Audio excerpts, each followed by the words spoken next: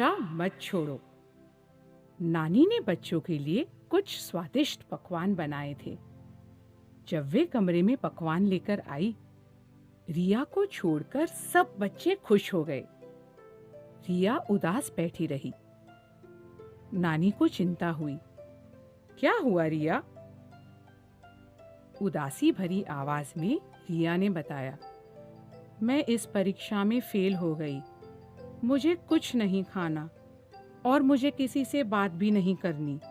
बस मुझे अकेले ही रहना है। तब नानी ने कहा, तुम सब इधर आओ, मैं बताती हूँ कि डीजे का क्या हाल हुआ था।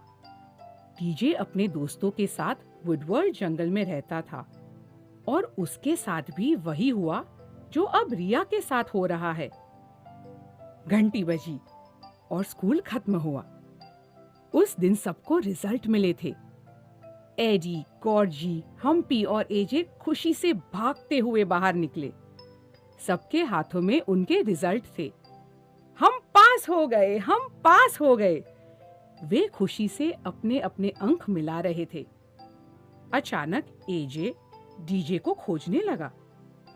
डीजे उन तक धीरे धीरे चलकर आ रहा था। उसके हाथ में भी रिजल्ट था। शर्म से उसकी गर्दन झुकी हुई थी। सब डीजे के आसपास आ गए। अपने दोस्त का उदास चेहरा देखकर उन्हें अच्छा नहीं लग रहा था। एजे ने पूछा, क्या हुआ डीजे? रुआंसा सा डीजे बोला, मैं इस परीक्षा में पास नहीं हुआ। अब मैं मम्मी पापा को कैसे बताऊंगा? वे मुझ पर नाराज होंगे। एडी ने प्यार से बोला, डीजे चिंता मत करो, यह तो पहली परीक्षा थी। अभी सालाना परीक्षा में बहुत समय है। तब तक तुम अच्छे से पढ़कर तैयारी कर लेना।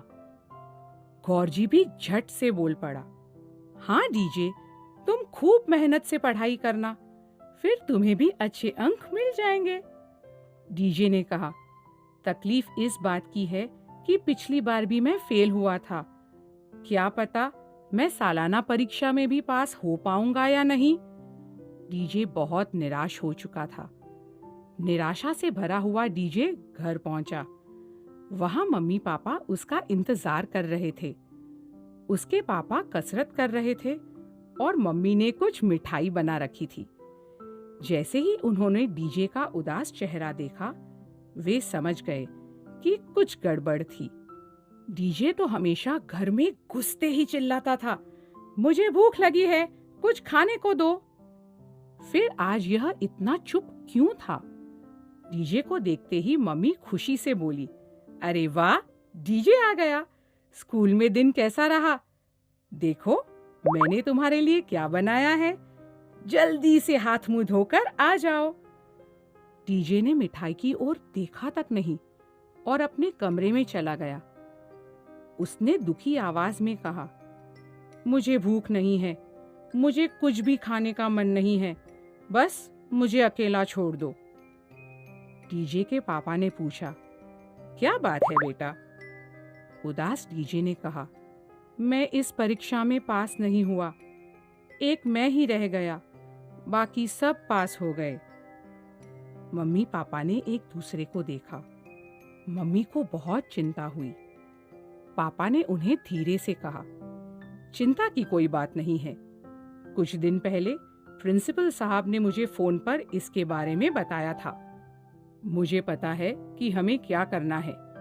हमें डीजे की मदद करनी है और उसका हौसला बढ़ाना है, जिससे उसकी हिम्मत बढ़े।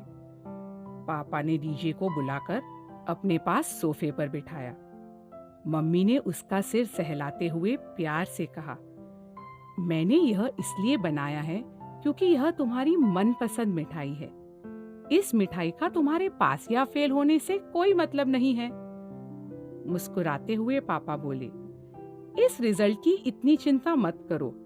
यह तो केवल छोटी सी परीक्षा थी और हम जानते हैं कि तुमने कोशिश की थी। अगली बार और ज्यादा कोशिश करना। पहले से बेहतर करने के मौके हमेशा आते रहेंगे। तब मम्मी ने कहा, पापा ठीक कह रहे हैं। सालाना परीक्षा के लिए हम दोनों तुम्हारी मदद करेंगे। इतना सुनते ही डीजे खुश हो गया। अब उसे अच्छा लग रहा था। उसने झट से सारी मिठाई भी खा डाली। अगले कुछ हफ्तों तक डीजे ने बहुत मेहनत करी। वह रोज अलार्म बजते ही जाग जाता। हर सुबह जल्दी उठने से उसमें एक नई स्फूर्ति जाग उठी। वह सुबह से शाम तक खुश भी रहता। डीजे रोज कसरत करता, जिससे उसके तन में भी एक नई शक्ति भर गई। अब वह लगातार बिना थके कई घंटे पढ़ाई कर पाता। मम्मी उसके लिए रोज पौष्टिक खाना बनाती। वह घर में बना पौष्टिक खाना खुशी से खाता और बाहर जाने की जिद भी न करता।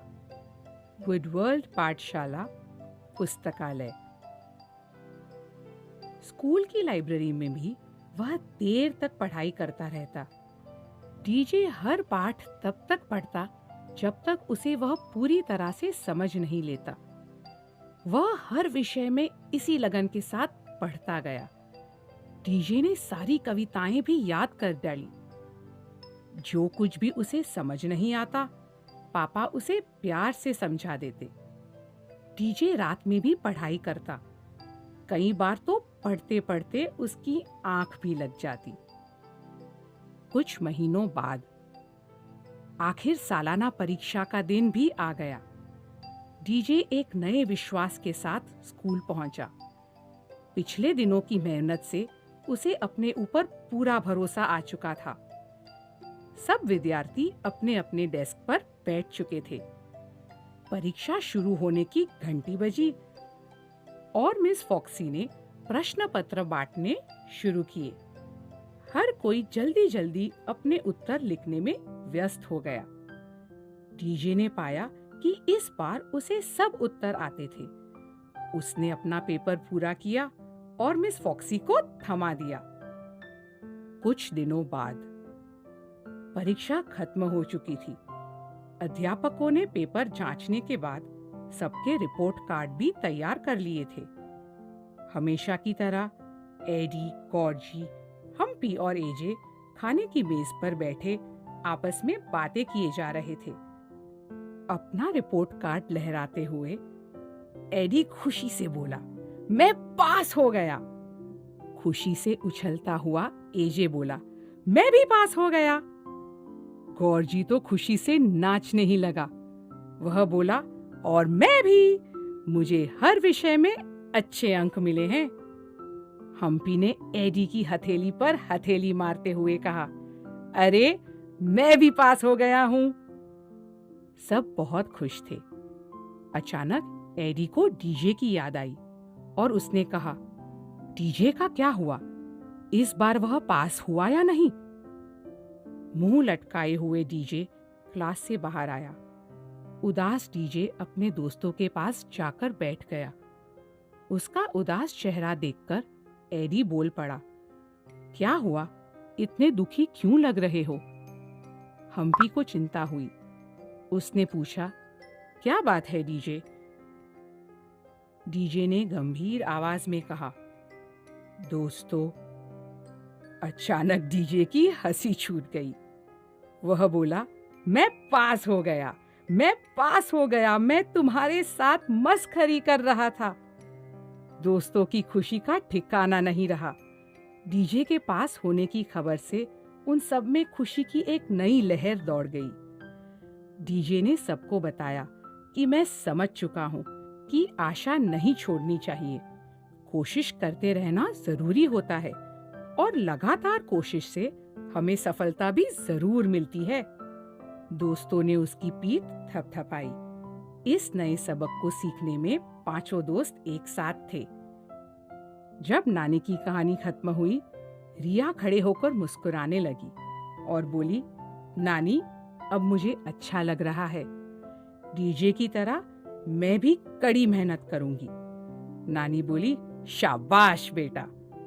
तब रिया ने कहा, अचानक मुझे बहुत भूख लग रही है, क्या मैं यह मिठाई खा सकती हूँ? हर कोई हंसने लगा। केवल रिया ने नहीं, सब ने नया सबक सीख लिया था। हमने क्या सीखा? आशा कभी नहीं छोड़नी चाहिए। लगातार कोशिश करने से बड़े से बड़ी रुकावट भी पार की जा सकती है।